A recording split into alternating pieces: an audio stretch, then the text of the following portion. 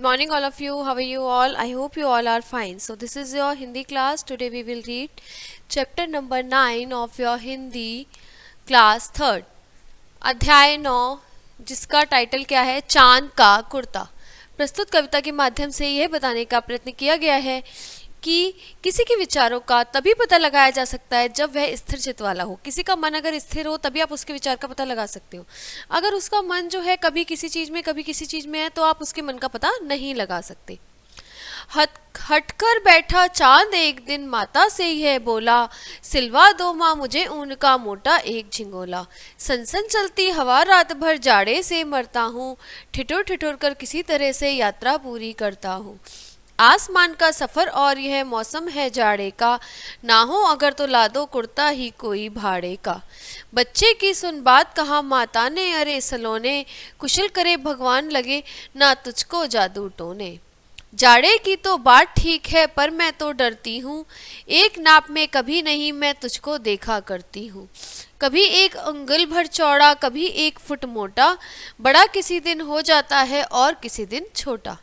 घटता बढ़ता रोज किसी दिन ऐसा भी करता है, नहीं किसी की आंखों को तू दिखलाई पड़ता है। अब तू ये बता नाप तेरी किस रोज सिलवाए, सीधे एक झिंगोला जो हर रोज बदन में आए।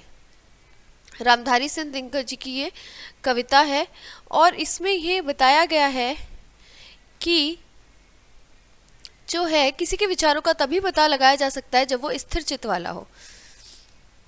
चांद जो है, चंदा मामा एक दिन अपनी माता से बोले कि मुझे एक ऊन का मोटा झिंगोला सिलवा दो, क्योंकि इतनी हवा चलती है और मुझे बहुत जाड़ा लगता है, मुझे बहुत ठंड लगती है, मैं ठिठुर ठिठुर कर अपनी यात्रा पूरी करता हूँ, इधर से उधर जाता हूँ।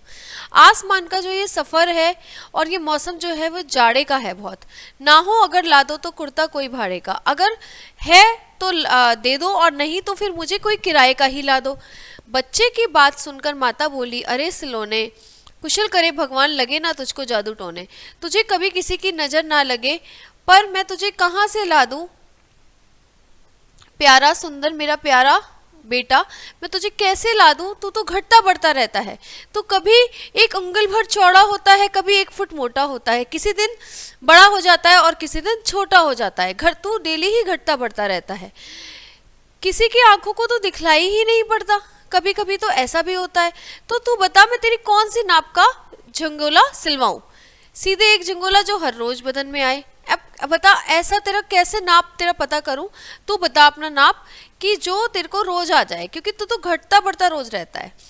तो ये बताया जा रहा है इस कविता के माध्यम से कि हम किसी के मन के पता तभी लगा सकते हैं जब उसके जो विचार हों वो स्थिर हों। जैसे कि चंदा मामा कभी स्थिर नहीं रहते, कभी छोटे कभी बड़े, कभी गायब हो जाते हैं, कभी पूरे दिखते हैं। तो उनका जैसे हम उनके कपड़े नहीं सिलवा सकते, ऐसे ही हम किसी के मन का पता तभी लगा सकते हैं जब उसके जो माइंड है वो स्टेबल हो। ठीक है, तो हमें अपना माइंड क्या रखना चाहिए, एक फोकस रखना चाहिए, focused, not here and there, ऐसे इधर उधर भगाना नहीं चाहिए, उसको हमें फोकस्ड रखना चाहिए।